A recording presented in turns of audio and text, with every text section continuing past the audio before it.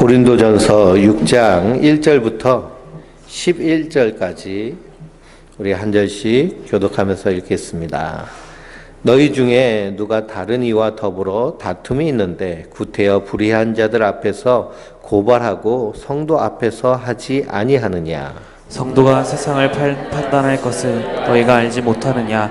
세상도 너희에게 판단을 받겠거는 지극히 작은 일 판단하기를 감당하지 못하겠느냐? 우리가 천사를 판단할 것을 너희가 알지 못하느냐? 그러하거든 하물며 세상 일이랴.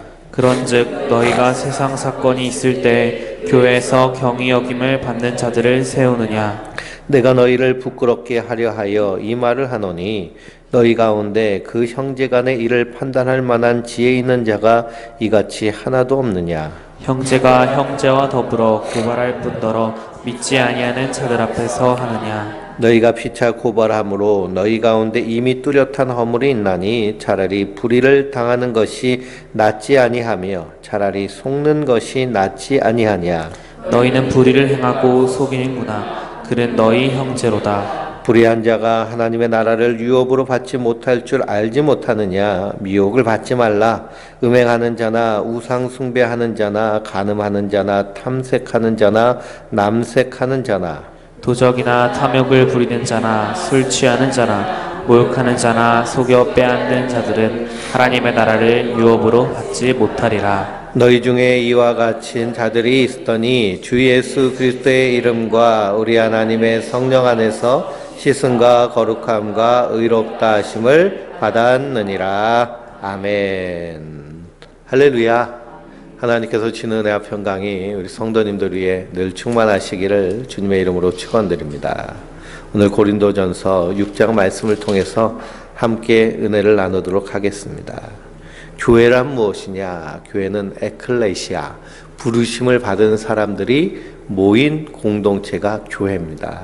건물이 교회가 아니고요. 우리 성도 한 사람 한 사람이 하나님의 교회인 줄 믿습니다.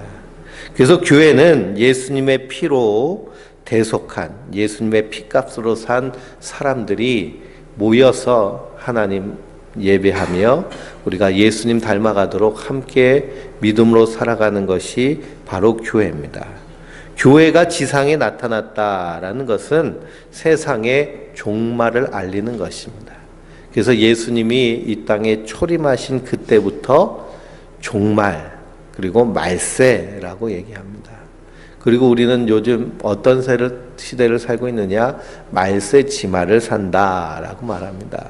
요즘같이 기후변화, 환경 파괴, 그런 온갖 이상한 일들이 일어나는 것을 보면 마지막 때는 마지막 때구나라는 생각이 우리 생각 가운데 듭니다. 우리 인생에는요, 두 가지 종말이 있습니다. 첫째는 성경에서 그리스도께서 재림하실 때 올 우주적 종말이 있고요. 또 둘째는 개인적 종말이 있습니다. 우주적 종말, 예수님이 재림하시기 이전에 우리의 생명이 다하면 우리는 잠자는 자가 되어서 주님이 다시 오실 그때를 기다리는 자가 됩니다.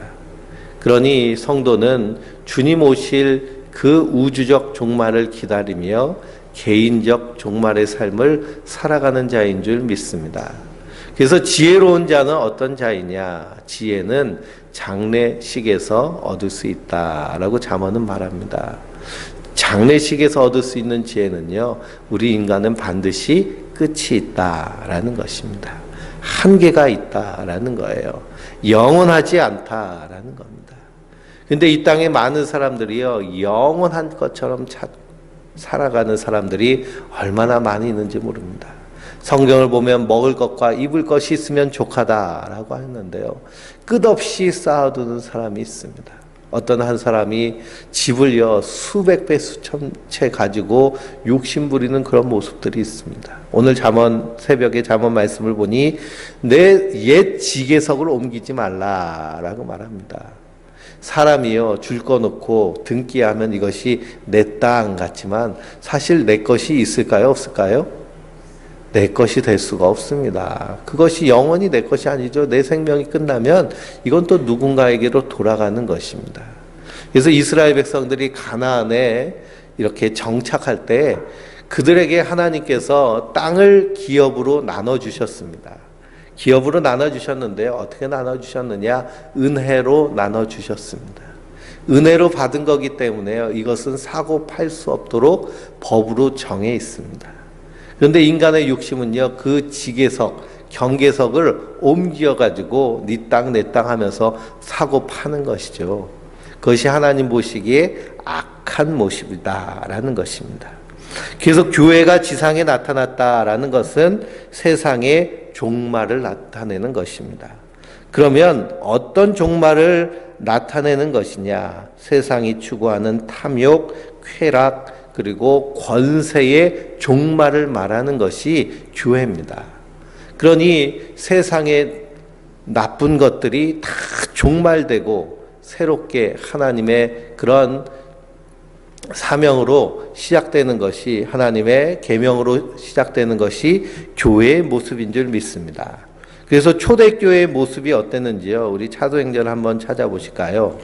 초대교회의 모습, 사도행전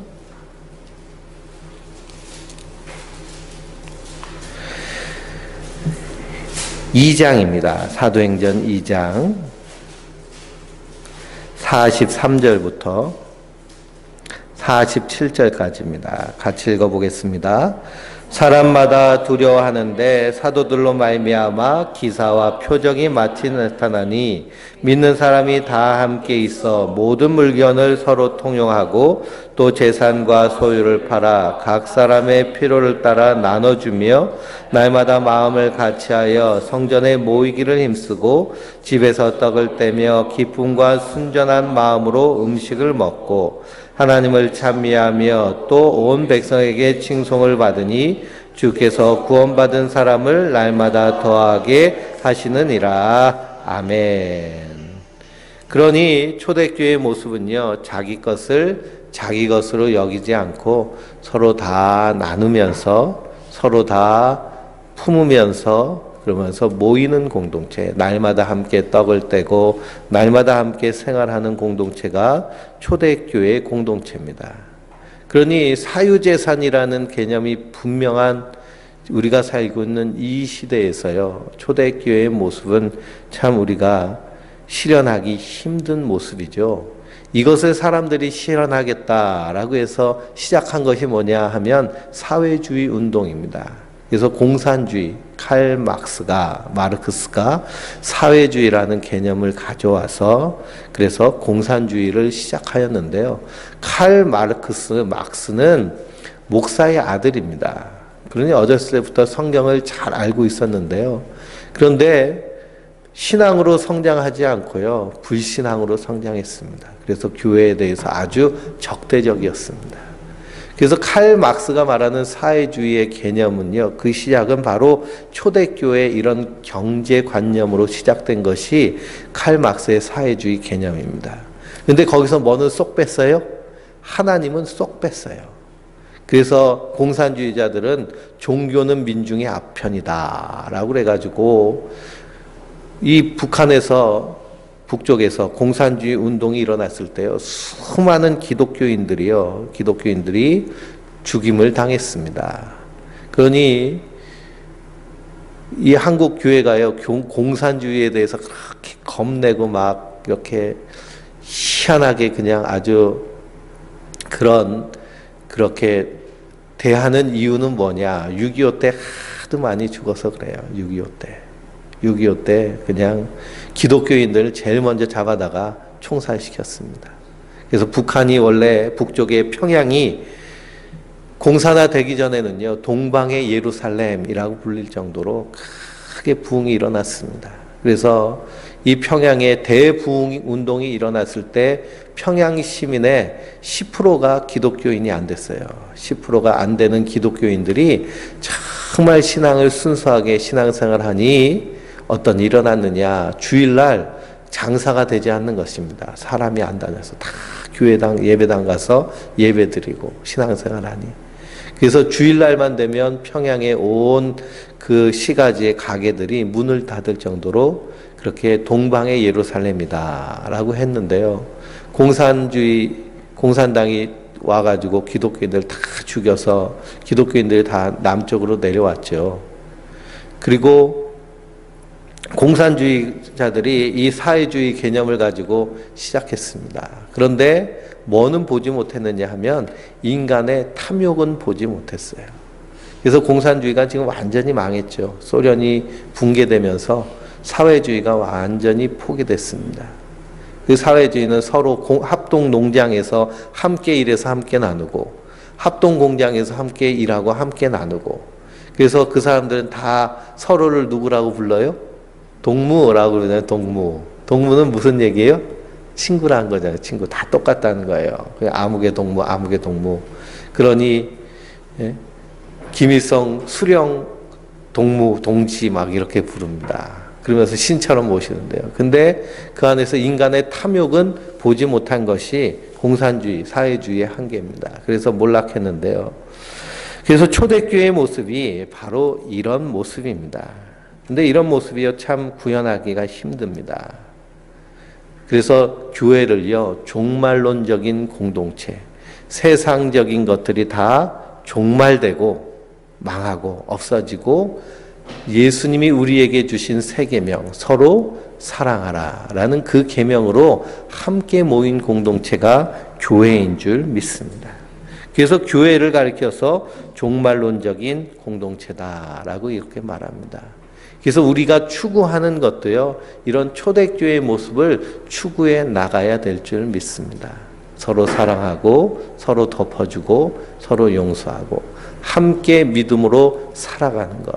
그래서 교회 안에서요, 어려움 당하는 이가 없도록 서로 도와야 되고, 그리고 어려운 일이 있으면 함께 기도하고 함께 울고 기쁜 일이 있으면 함께 웃고 하는 모습.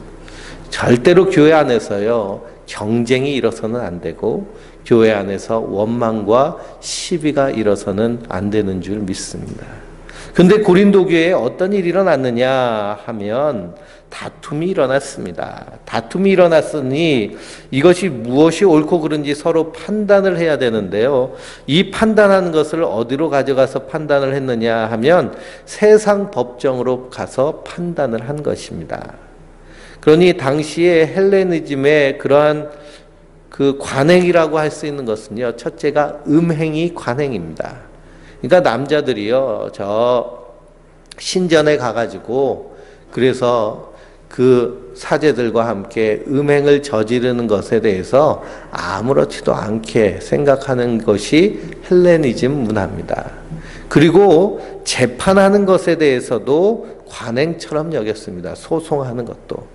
그러니까 헬레니즘 사상에는요, 철학이 발달하다 보니까 옳고 그름에 대해서 따지는 것을 좋아해요. 따지길 좋아합니다.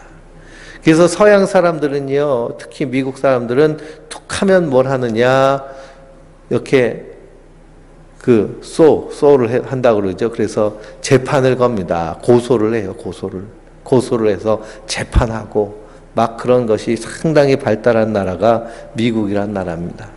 이것이 다 어디서부터 영향이 받았느냐? 헬레니즘 문화에서부터 영향받은 아주 뿌리 깊은 모습입니다. 그러니 음행하는 모습, 그리고 이렇게 고소 고발하는 모습, 이 모습이 교회 안에서 아름답지 않다, 있어서는 안 된다라고 사도 바울은 분명히 말씀하고 있는 것입니다. 그래서 5장에서는 음행에 대해서 말하고 있죠. 아버지의 어머니랑 함께 사는 그 모습은 마땅하지 않다. 이건 이방인들도 없는 것이니 그 사람을 어떻게 하라는 거예요? 내어 쫓으라 라는 것입니다. 그만큼 하나님의 교회는요, 거룩하게 유지돼야 될 줄 믿습니다. 이런 인들을 자꾸만 용인하다 보면요, 점점 죄가 틈타서 들어오는 겁니다. 마귀는요, 작은 틈을 타서 들어오거든요. 그렇기 때문에 이것이 틈타 들어오지 못하도록. 그래서 히브리서에서는 죄에 대하여 피 흘리기까지 싸워라. 그러니 우리 안에도 여러 가지 죄악된 모습이 있잖아요. 오늘 읽은 말씀해 보니까 탐욕, 도적, 술 취한 것, 모욕, 속여 뺏는 것, 이런 자들은 하나님의 나라를 유업으로 받지 못하리라 라고 했습니다. 그러니 우리 안에 욕심이 잔뜩 있잖아요. 그리고 속여 빼앗는 거짓말하는 모습, 그런 모습들이 우리 안에 있을 수 있습니다. 그러니 그런 것들에 대해서, 이 세상 가치에 대해서 피 흘리기까지 싸워야 된다라는 것이죠. 그 사도 바울은요, 자기에 대해서 어떻게 고백하느냐. 나는 날마다 죽노라 라고 고백을 합니다. 죽노라. 내 안에 욕심이 있는데요. 이걸 어떻게 죽여요? 이 욕심을 죽이기 위해서는 어떻게 해야 돼요? 내가 죽어야 되는 것입니다. 욕심 중에 가장 원초적인 욕심이 무슨 욕심일까요? 식욕입니다. 식욕. 네, 식욕. 그래서 맛있는 거 먹고 싶은 그런 욕망, 욕심. 근데 식욕도요, 그것도 결국에는 뭐가 되는 거예요? 욕심이 되는 것입니다. 탐심이 되는 거예요. 그래서 우리가 보고 있는 텔레비 방송에도 보면 먹방 프로들이 엄청나게 나오죠. 그리고 여행 프로그램 보면 다 무슨 프로예요? 예? 가서 먹방하는, 음식 먹는, 맛있는 거 찾아가는. 그것이 사실 다 근본적으로 보면 탐심에서 시작된 것입니다. 그러니 우리 안에 이 뿌리 깊은 이런 욕심이라는, 탐욕이라는 것이 있습니다.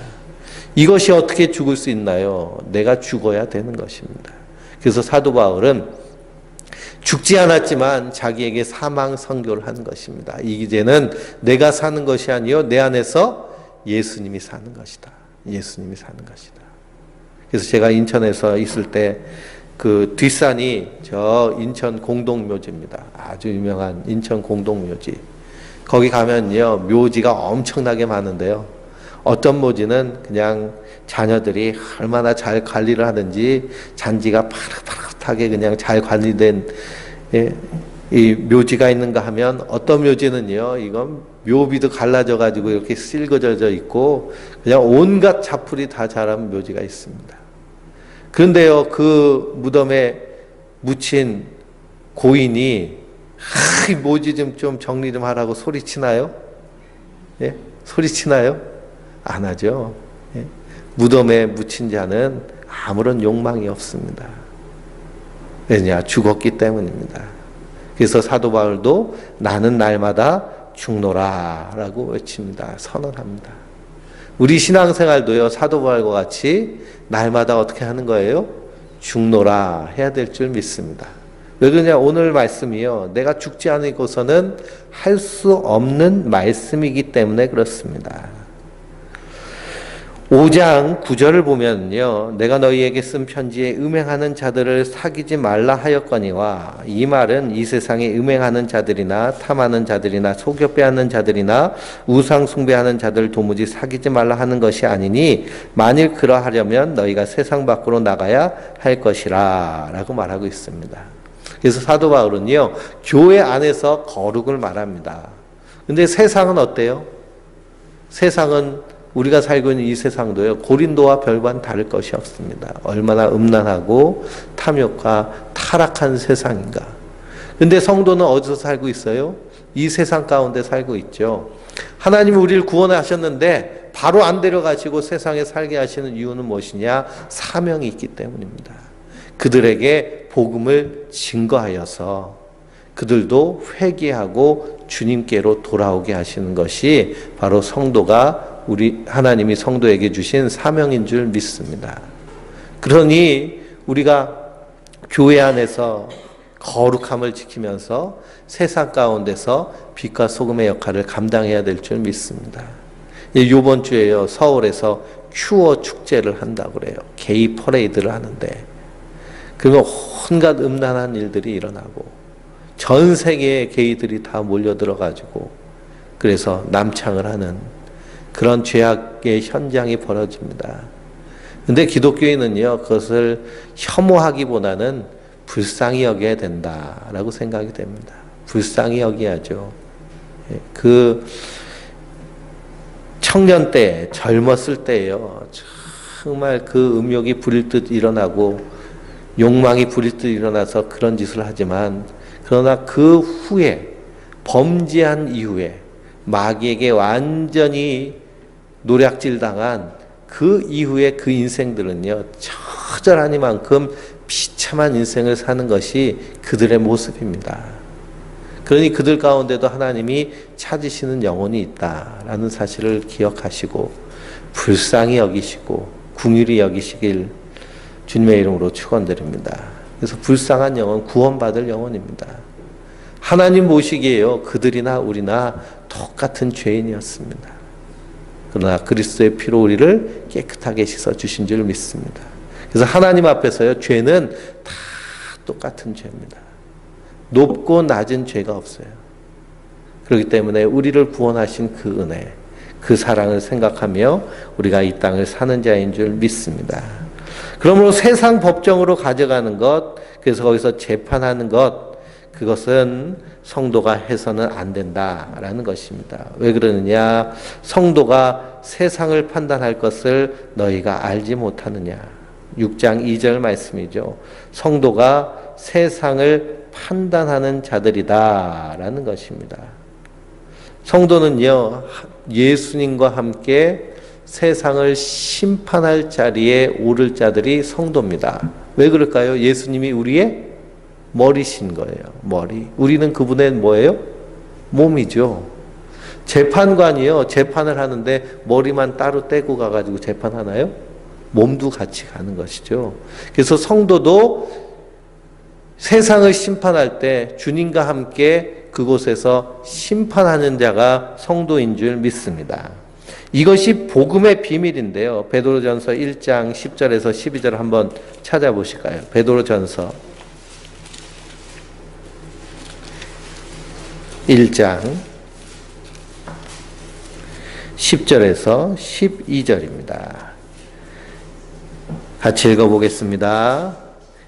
이 구원에 대하여는 너희에게 임할 은혜를 예언하던 선지자들이 연구하고 부지런히 살펴서 자기 속에 계신 그리스도의 영이 그 받으실 고난과 후에 받으실 영광을 미리 증언하여 누구를 또는 어떠한 때를 지시하는지를 상고하노니라. 이 섬긴 바가 자기를 위한 것이 아니요 너희를 위한 것임이 계시로 알게 되었으니 이것은 하늘로부터 보내신 성령을 힘입어 복음을 전하는 자들로 이제 너희에게 알린 것이요 천사들도 살펴보기를 원하는 것이니라. 아멘. 그러니 구원받은 성도들의 이 복음의 비밀을 누구도 살펴보기를 원한다는 거예요? 천사도 살펴보기를 원한다는 것입니다. 그래서 성도가 세상을 판단할 뿐만 아니라 누구까지도 판단하는 거예요. 3절 말씀에, 오늘 본문 3절에 우리가 천사를 판단할 것을 너희가 알지 못하느냐라고 있습니다. 에베소서 3장 7절을 한번 읽어보실까요? 에베소서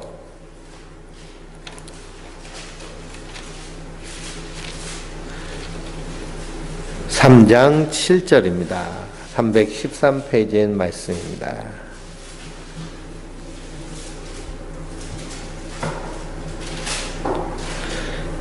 10절부터 13절까지 읽겠습니다. 7절부터 이 복음을 위하여 그의 능력이 역사하시는 대로 내게 주신 하나님의 은혜의 선물을 따라 내가 일꾼이 되었노라. 모든 성조 중에 지극히 작은 자보다 더 작은 나에게 이 은혜를 주신 것은 측량할 수 없는 그리스도의 풍성함을 이방인에게 전하게 하시고 영원부터 만물을 창조하신 하나님 속에 감추어졌던 비밀의 경륜이 어떠한 것을 드러나게 하려 하심이라.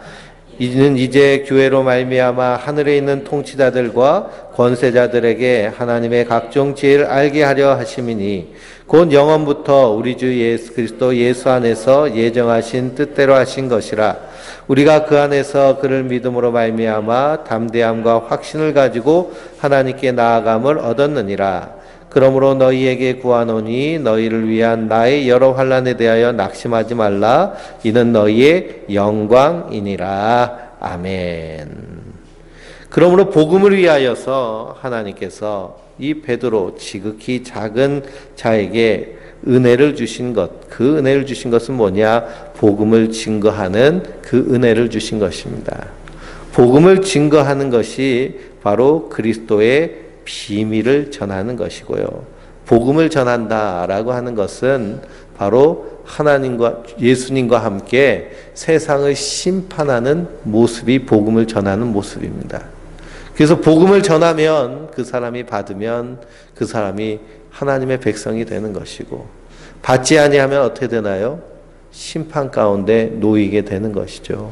그러니 그리스도와 함께 세상을 심판하는 것이 성도의 모습입니다.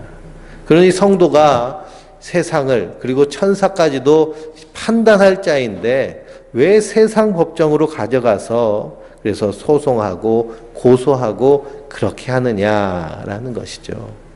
그러니 성도 간의 다툼이 있으면 그 다툼은 어디 안에서 풀어야 돼요? 교회 안에서 풀어야 됩니다. 그런데 참으로 안타까운 것은 무엇이냐 하면 교회에 문제가 생기고 교단에 문제가 생기면 그냥 스스럼 없이 세상 법정에다 고소를 합니다. 하도 고소 고발을 많이 하니까요. 법원에서는 이 교회에서 고소 고발이 일어나면 이 신앙생활 열심히 하는 판사들을 이렇게 연결해가지고 재판을 하는 겁니다. 그러면 목사들이 나와가지고 고소하고 고발하고 해가지고 재판을 하면요. 거기 판사는 이제 장로님이나 집사님 판사가 이제 판결을 내립니다. 그러면 어떻게 하는 거예요? 거기서 온갖 창피를 다 당하는 겁니다.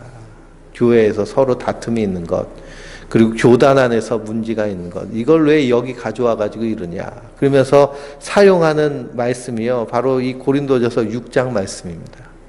판사가 고린도전서 6장을 읽으면서요. 거기 고발하는 목사들한테 훈계를 하는 거예요. 그러니 교회도 얼마나 하나님 앞에 바로 서지 못한 모습이 많은가. 이 감리교회도 감리교회 감독을 뽑고 그리고 감독회장을 뽑습니다. 감독이고 감독회장이면 감리교회 최고 이제 수장이거든요. 총회장, 다른 장로교회는 총회장 그런 거 되는데요. 선거를 하면 꼭 재판하는 사람이 있어요. 고소하고 고발하고 선거 무효 그래가지고 이것이 그냥 계속되고 있습니다. 그래서 법도 바뀌었어요. 이제는 고발했는데 사회법에 고발을 했는데 이것이 무고나 무죄로 선고가 되면 그 사람은 감리교에서 그냥 탈퇴시키기로 쫓아내기로 법을 그렇게 만들었습니다. 그런데도 고소하는 인간들이 있습니다. 이 교회 안에도요. 교회 법이 있고 교회 안에서도 교회 재판할 수 있는 재판위원이 있습니다. 그렇기 때문에 교회법에 따라 재판하고 판결해야 되는데 세상법으로 나와서 그래서 세상 가운데 부끄러움을 드러내느냐라는 것이죠. 그래서 사도 바울은 고소하고 고발할 것 같으면 차라리 어떻게 하라는 거예요? 7절 말씀입니다.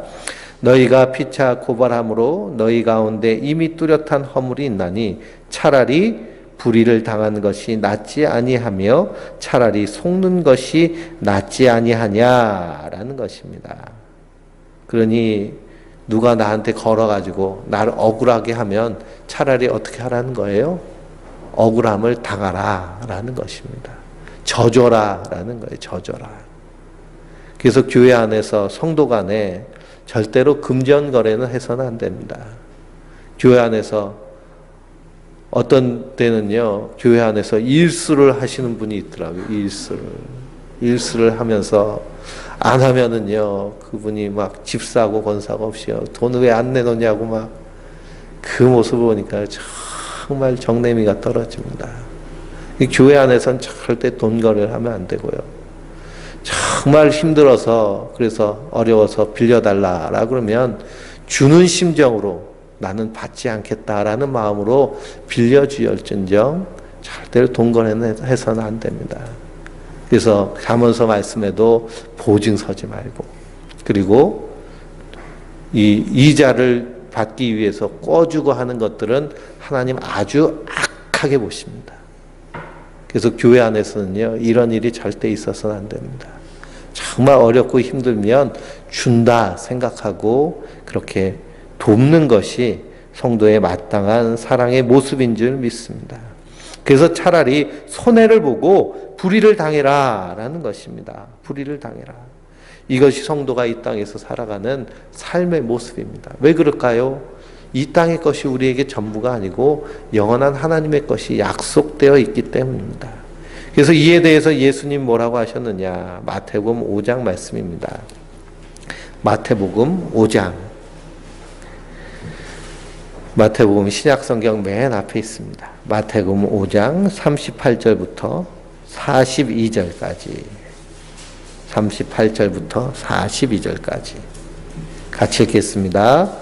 또 눈은 눈으로 이는 이로 갚으라 하였다는 것을 너희가 들었으나 나는 너희에게 이르노니 악한 자를 대적하지 말라. 누구든지 내 오른뺨을 치거든 왼편도 돌려대며 또 너를 고발하여 속옷을 가지고 하는 자에게 겉옷까지도 가지게 하며 또 누구든지 너로 억지로 오락하게 하거든 그 사람과 심리를 동행하고 내게 구하는 자에게 주며 내게 꾸고자 하는 자에게 거절하지 말라.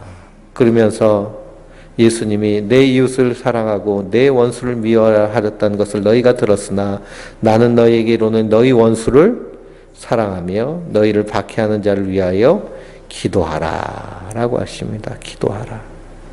그러면서 46절 말씀에 너희를 사랑하는 자를 사랑하면 무슨 상이 있으리요. 그러니 우리를 사랑하는 자, 나한테 잘해주는 사람은 우리가 또 잘해주잖아요. 그렇죠? 거긴 상이 없다는 겁니다. 원수까지라도 사랑할 수 있는 사랑. 이것이 우리 힘으로 되나요? 우리의 힘으로 되지 않아서. 그래서 내가 죽어야 됩니다. 제가 인천에서 12년 동안 부목 생활을 했는데요. 뭐 후임 자리도 잘 생기지 않고 원래 그건 또 담임 목사님이 좀 잘 찾아줘야 되는데 전혀 그럴 생각이 없으시더라고요. 그래서 개척하겠다라고 그랬더니 뭐 나가라고 그러더라고요. 개척하겠다고 그랬더니 개척하겠다고 그러면 훌륭한 생각이다. 그러면서 어떤 교회는 뭐 건물도 얻어주고 한다는데 그냥 나가래요. 그래서 쫓겨났습니다. 쫓겨나면서 퇴직금을 받아야 되잖아요. 그렇죠? 퇴직금. 줄 생각이 1도 없더라고요. 그러니 참 세상법에 고소하면 그래도 몇 천만 원 받아낼 수 있을 텐데. 그런데 하나님 원하시는 것이 무엇인가 기도하면서 그냥 하나님이 퇴직금 채워주시겠지 하고선 그냥 나왔습니다. 그리고 또 그 가까운 데다가 개척을 하면요 따라오겠다는 사람들이 꽤 있었어요. 같이 하겠다는 분들이 꽤 계시더라고요. 근데 하나님이요 원주로 보내시더라고요. 원주로.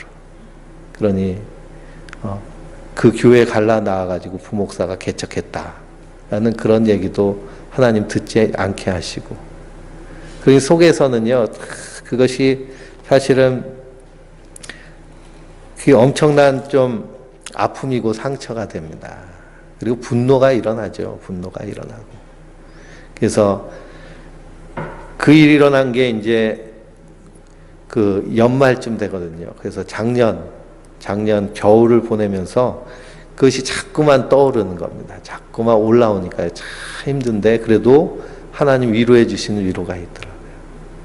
그래서 저희가 8월 달부터 재작년 8월이죠. 그때부터 원주를 그냥 일주일에 3번씩 와가지고 인천에서 교회도 보고 막 이렇게 했는데요. 그래도 하나님이 채워주시는 그런 채워주심이 있습니다. 그래서 그것이 더 위로가 되는 것이고요. 그것이 더 하나님을 경험하게 되는 하나님의 은혜가 되는 줄 믿습니다. 그래서 우리가 손해보는 것 같지만 불의를 당하는 것 같지만 억울한 것 같지만 그러나 그 일을 통해서 하나님께서 더 놀랍게 인도하시는 인도함을 경험하는 것이 성도의 모습입니다. 그러니까 예수님께서요 내 원수를 사랑하라 라고 하시는 겁니다. 꺼달라고 그러면 그냥 줘라 라고 하시는 겁니다. 꺼달라고 하면 줘라. 그러면 주님께서 채워주시는 채워주심이 있는 거예요. 성도는 그 주님의 채워주심으로 사는 자인 줄 믿습니다. 그래서 사도 바울도 차라리 불의를 당하는 것이 낫다. 차라리 속는 것이 낫다. 그렇게 불의를 당하고 속아도 하나님 주시는 위로가 더 크기 때문에 그렇습니다. 사람이 주는 위로는요, 위로가 되지 않습니다. 그래서 눈에는 눈으로, 이에는 이로라는 것이 이 고대 사회의 법인데요. 내 눈을 뺀 사람을 향하여서 우리가 그것을 복수하려고 하면 눈만 똑같이 빼버리면 되나요? 안 그러죠. 죽여버려도 시원치 않는 것이 우리 인간의 감정입니다. 그러니 주님께서 이렇게 행하라 라고 하시는 그것은 내 안에서 성령님이 계시고 나는 죽은 자의 모습으로 서는 것인 줄 믿습니다. 이것을 내가 해야지 해가지고 되는 것이 아니고요. 하나님이 그렇게 이루어 가시고 만들어 가시는 겁니다. 그게 성도의 견인이라는 거예요. 끌고 가시는 거예요. 끌고 가시는 거. 나를 죽이시는 거예요. 성령님이. 그래서 그렇게 하시는 겁니다. 그리고 나서 한참 있다 보면 하나님이 이렇게 하시는 거구나. 내 감정으로는 내 마음으로는 이렇게 할 수 없는데 하나님이 그때는 그 마음을 주셔서 하게 하시는 거예요. 그래서 사도 바울이 불의를 당하는 것이 차라리 낫다라는 것입니다. 그래서 성도는 이러한 마음으로 이 땅을 살아가는 자들인 줄 믿습니다. 왜 그렇게 사는 자들이냐? 우리가 그리스도의 지체이기 때문입니다. 우리 12절부터 끝까지 6장 끝까지 한 절씩 읽겠습니다. 모든 것이 내게 가하나 다 유익한 것이 아니요 모든 것이 내게 가하나 내가 무엇에든지 얽매이지 아니하리라. 음식은 배를 위하여 있고 배는 음식을 위하여 있으나 하나님은 이것저것을 다 합해하시리라. 몸은 음란을 위하여 있지 아니하고 오직 주를 위하여 있으며 주는 몸을 위하여 계시느니라. 하나님이 주를 다시 살리셨고 또한 그의 권능으로 우리를 다시 살리시리라. 너희 몸이 그리스도의 지체인 줄을 알지 못하느냐? 내가 그리스도의 지체를 가지고 창녀의 지체를 만들겠느냐? 결코 그럴 수 없느니라. 창녀와 합하는 자는 그와 한 몸인 줄을 알지 못하느냐? 일렀을 때 둘이 한 육체가 된다 하셨나니 주와 합하는 자는 한 영이니라. 음행을 피하라. 사람이 범하는 죄마다 몸 밖에 있거니와 음행하는 자는 자기 몸의 죄를 범하느니라. 너희 몸은 너희가 하나님께로부터 받은 바 너희 가운데 계시는 성령의 전인 줄을 알지 못하느냐? 너희는 너희 자신의 것이 아니라 값으로 산 것이 되었으니 그런즉 너희 몸으로 하나님께 영광을 돌리라. 아멘. 그러므로 우리의 몸이 그리스도의 십자가의 피로 피값으로 산 성령의 전인 줄 믿습니다. 항상 그 사실을 잊지 마시고 우리가 이 땅을 살아갈 때 믿음으로 살아가는 하나님의 인도하심을 믿는 믿음으로 때론 억울한 일이 당하고 속상한 일이 당해도 이것을 믿음으로 인내하고 그리고 그 이후에 인도해 주실 하나님의 놀라운 일을 기대하며 사도 바울이 말하는 것처럼 끝까지 견고하게 주님을 바라보며 주님의 은혜를 사모하며 굳게 서는 하나님의 사람들 되시길 주님의 이름으로 축원드립니다. 우리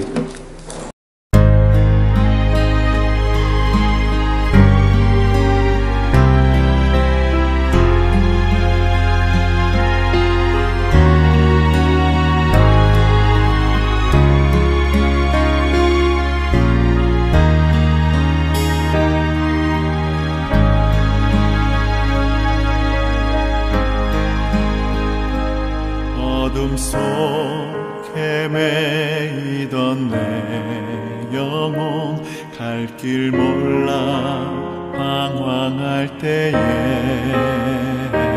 주의 십자가 영광의 그 빛이 나를 향해 비추어 주셨네. 주홍빛보다 더 붉은 내 죄 그리스도의 피로 씻기어 완전한 사랑 주님의 은혜로 새 생명 주께 얻었네.